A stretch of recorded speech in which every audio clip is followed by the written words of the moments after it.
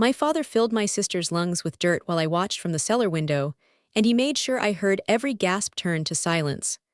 I was 9 years old.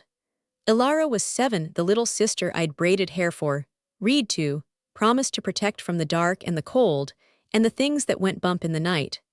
She had our mother's eyes, green as moss, and a birthmark on her throat shaped like a crescent moon. She was the only person in that house who laughed without calculating who might hear, who danced in the rain without checking for permission, who believed that love was a given rather than a reward. That night, she'd found our father's journal. Not the one he kept in his study, the leather-bound performance of a respected historian and devoted widower. The other one. The one hidden in the floorboards of the root cellar, beneath crates of potatoes and jars of preserves, wrapped in oilcloth that smelled of copper and rot. She'd gone down for apples. Our father kept them there, winter apples, firm and sweet, the treat he used to reward obedience and withhold from defiance. Elara was hungry. We'd had only porridge that day, the thin kind that left you chewing air an hour later. She thought she was being quiet. She thought the cellar was empty of everything but root vegetables and her own small shadow. She found the journal. She read enough. She ran to me breathless, her moon-shaped birthmark flushed with terror, her green eyes wide with knowledge no child should hold. "Lily," she whispered, pressing into my bed, her body cold from the cellar, her fingers leaving dirt on my nightgown. "Lily, Papa did something. To Mama. The journal says she didn't die in her sleep. It says the door opened." Our father stood in the frame, backlit by the hallway lamp, his face in shadow but his posture unmistakable, the straight spine of a man who'd been caught and had already decided on the price of silence. "Elara," he said. His voice was gentle. The voice he used for bedtime stories, for history lessons, for the performance of fatherhood that convinced neighbors and colleagues and the police who'd investigated our mother's death 3 years before. "You've been in the cellar. You've touched things that don't belong to you." Elara froze. I pulled her closer, my arms around her shaking body, feeling her heart beat rabbit-fast against my ribs. "Papa, she was just hungry. She didn't mean go to bed, Lily. Not angry, never angry. That was his gift, his weapon, the absolute control that made anger unnecessary. I'll take care of your sister. She needs to understand. About boundaries. About consequences.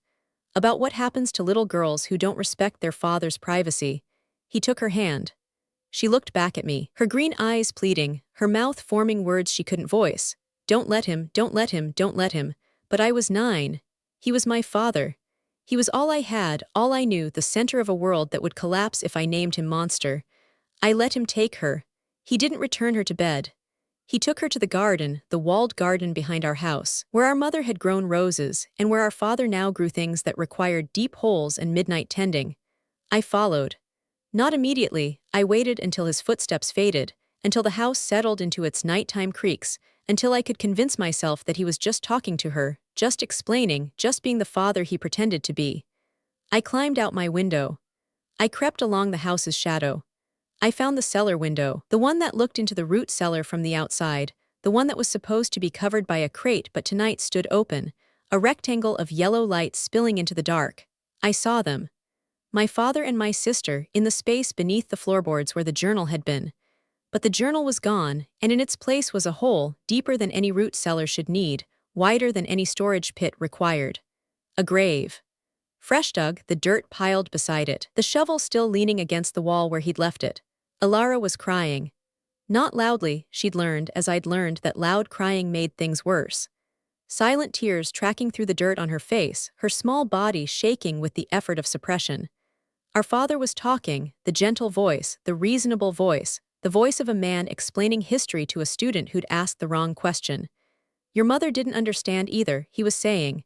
"She found the journal too. Years ago, she thought she could leave me, take you girls, start a new life. But families don't work that way, Elara. Families stay together, even when it's difficult, even when it requires," he gestured to the hole, sacrifice. He picked her up. She was 7, small for her age, all bones and fear and the green eyes that were our mother's that he'd once claimed to love. He held her over the hole, one hand on her back, one on her legs, the way you'd hold a child to bathe them or tuck them in. "You're going to sleep now," he said. "A deep sleep, you'll be with Mama. You'll understand eventually that this is love, the only kind that lasts. The kind that doesn't let go." He dropped her. I screamed. I beat the window with my fists, the glass too thick, the latch too high, my 9-year-old body too small to break through. Elara fell not far, the hole was only 4 feet deep, but far enough to knock the breath from her, far enough to leave her stunned and silent at the bottom while our father reached for the shovel. He didn't look at the window. He knew I was there. He'd planned this. I would realize later, the open cellar window, the timing, the performance of murder that required a witness. Because a witness who was his daughter was not a witness at all. A 9-year-old girl who'd seen her father kill her sister was a problem that could be solved with stories, with threats, with the absolute power he held over my entire existence. He shoveled dirt into the hole. Elara screamed then, the first sound, the last sound, a 7-year-old scream that turned to choking as the dirt filled her mouth, her nose, her lungs.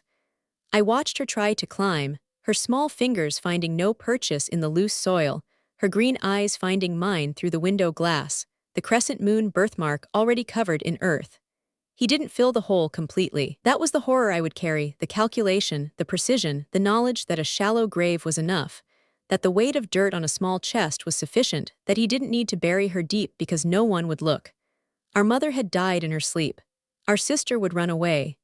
The narrative was already prepared, the performance already rehearsed. He tamped the soil with the shovel's flat back. He smoothed it with his hands. He placed the crate of apples back over the spot, the oilcloth journal beneath it, the root cellar returning to its appearance of innocence.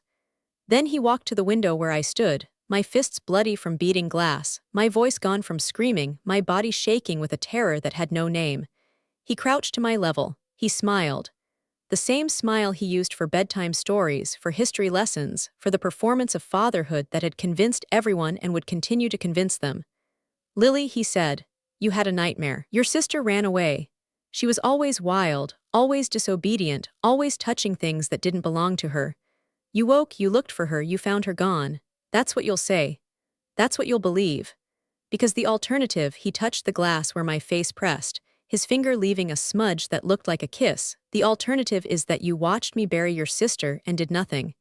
And what kind of daughter watches her father kill and tells no one? What kind of girl lets her sister die and survives?" He stood. He walked away. He went to bed, his footsteps creaking overhead, his breathing soon joining the house's nighttime rhythm.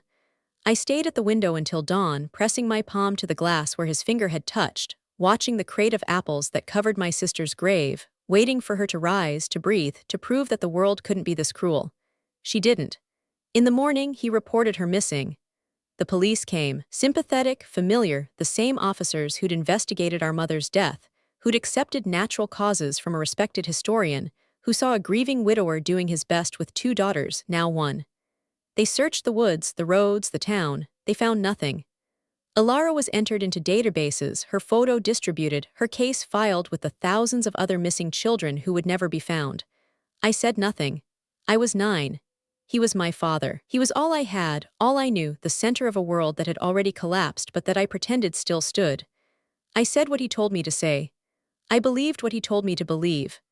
I became the daughter who'd watched her sister die and survived, the guilt that was my inheritance, the silence that was my prison. But I remembered. In the dark, in dreams, in the moments when his performance slipped and I saw the thing beneath, I remembered Elara's green eyes, her crescent moon birthmark, her last whispered "don't let him" that I had failed to answer. I remembered the crate of apples, the oilcloth journal, the grave in the root cellar that grew roses above it in summer, our mother's roses, fed by what lay beneath. I grew up in that house. I ate those apples. I walked on that soil. I performed the role of devoted daughter to a father who'd murdered my mother and sister, who'd made me complicit in his crimes, who held my silence like a leash that kept me close even as I grew old enough to understand what I'd seen. I left at 18. Not escaped, left. A scholarship to a state university, far enough that his reach weakened, close enough that his threats still landed. I studied forensic anthropology.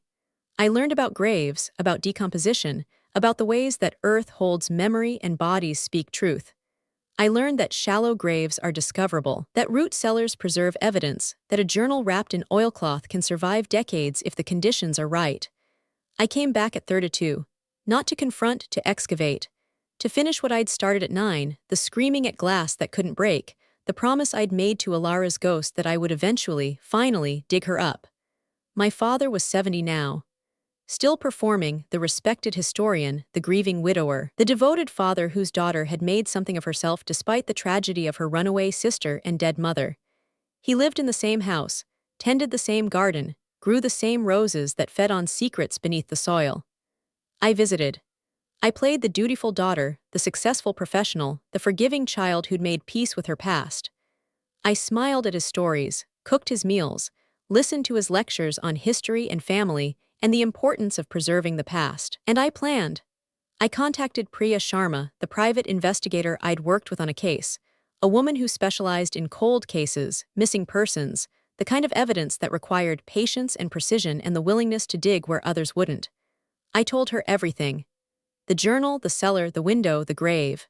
She listened without interrupting, without disbelieving, without the hesitation that usually accompanied such stories. "We need a warrant," she said, "or we need him to confess. The evidence is 30 years old. The body, if it's there, will be skeletal. The journal may or may not have survived. But if we can get him talking, if we can get him to admit he won't," I said.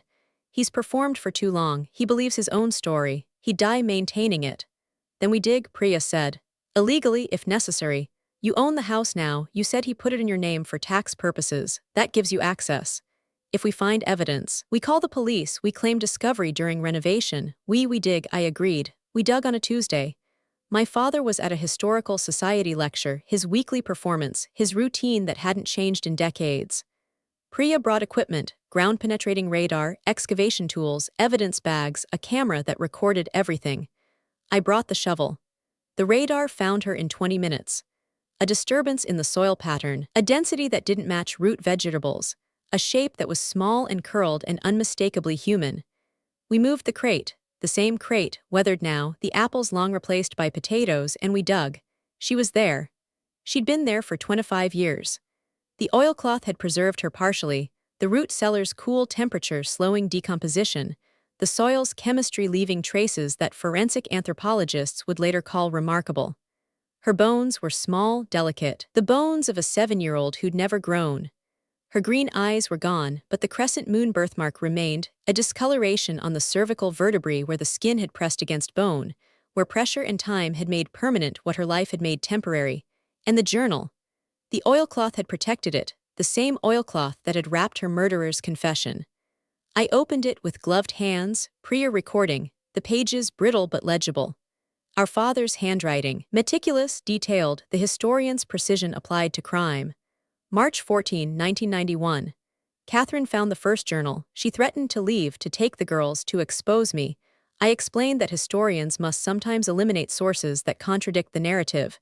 She didn't understand. She is now part of the garden. October 3, 1998. Elara found the second journal. She was too young to read well, but she understood enough. She ran to Lily, as I knew she would. Lily watched, as I knew she would. The performance requires witnesses who cannot speak. Elara is now with Catherine. Lily is now mine. I read it 3 times. 4, the words didn't change. The confession was complete, detailed, proud, the work of a man who'd never expected discovery, who'd believed his performance sufficient, who'd mistaken his daughter's silence for complicity rather than survival. We called the police. I reported finding something disturbing during renovation, played the shocked daughter, the concerned citizen, the victim finally emerging from decades of performance. They came, they saw, they arrested my father at his lecture, in front of his colleagues, in the middle of a sentence about the preservation of historical truth. The trial took 8 months. The evidence was overwhelming. The journal, the body, the DNA that matched our mother's dental records, the second journal that detailed Elara's murder, my testimony that finally broke the silence that had imprisoned me since I was 9. He testified in his own defense. Not denying, explaining. The performance of his life, delivered to a jury that watched with growing horror as he described necessary sacrifices, historical preservation, the elimination of sources that contradict the narrative. He believed they would understand. He believed his reasoning was sound, his methods justified, his performance sufficient to convince anyone. The jury deliberated for 4 hours, guilty on all counts. 2 life sentences, consecutive, no possibility of parole. He was 71. He would die in prison. I visited him once. Not to gloat, to punish, to perform my own victory. I visited because I needed to see him small, contained, stripped of the house and the garden and the roses that had hidden his crimes. I needed to see if there was anything beneath the performance, any regret, any humanity, any father who might have existed if the monster hadn't consumed him. He sat across from me in the prison visiting room, orange jumpsuit, shackled hands, the historian's posture finally broken by age and confinement.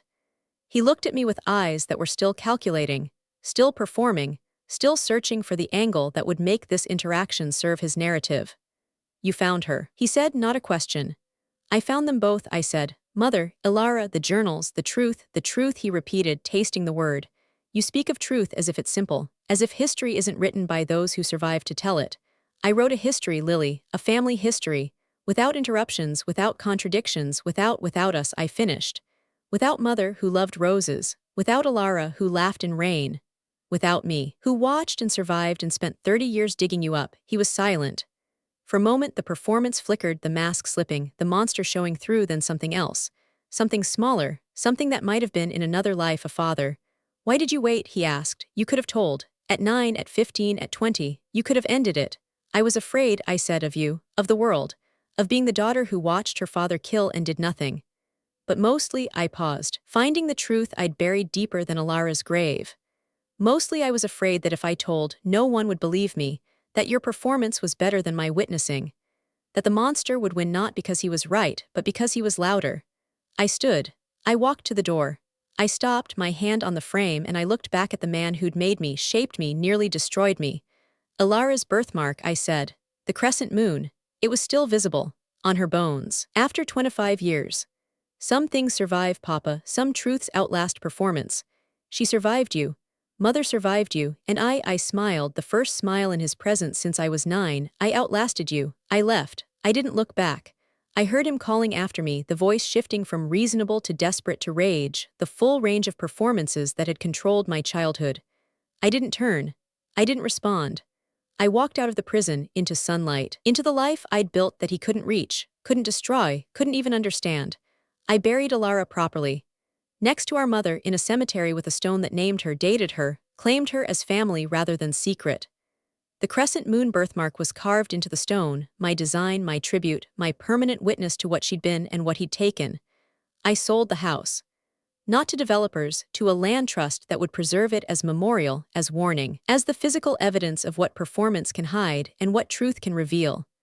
The root cellar was sealed, marked, made part of a historical record that included our father's crimes alongside his academic achievements. The full story, the honest story, the one he never wanted told. I started a foundation. The Elara Project, named for my sister, dedicated to children who witness violence, who survive trauma, who carry silence because they're too young to speak or too afraid to be heard. We provide therapy, legal advocacy, safe excavation, the careful uncovering of truth that I'd learned through forensic anthropology and personal necessity. I still dream of her. Of Elara, 7 years old, green eyes wide, crescent moon birthmark flushed with life rather than preserved in death. I dream of the window I couldn't break, the scream I couldn't stop, the choice I didn't make because I was 9 and he was my father and the world was built to believe him over me. But I also dream of the digging. Of the shovel in my hands, the soil giving way, the bones emerging into light. Of the moment when performance ended and truth began, when witness became action, when survival became thriving. I'm Lily. I'm 41 years old. I'm a daughter who watched her father bury her sister alive, who spent 30 years in silence, who finally dug up the truth and let it breathe. I learned that the opposite of cruelty is not justice, it is witness. The refusal to look away, the persistence of memory, the willingness to excavate what others want forgotten. If someone ever made you watch something you couldn't stop, or if you're still digging up what they buried, drop a crescent moon below. I read every single comment. And if this story made you want to witness rather than perform, hit subscribe. We tell stories like this every week. What are you finally ready to excavate? Backhand index pointing down.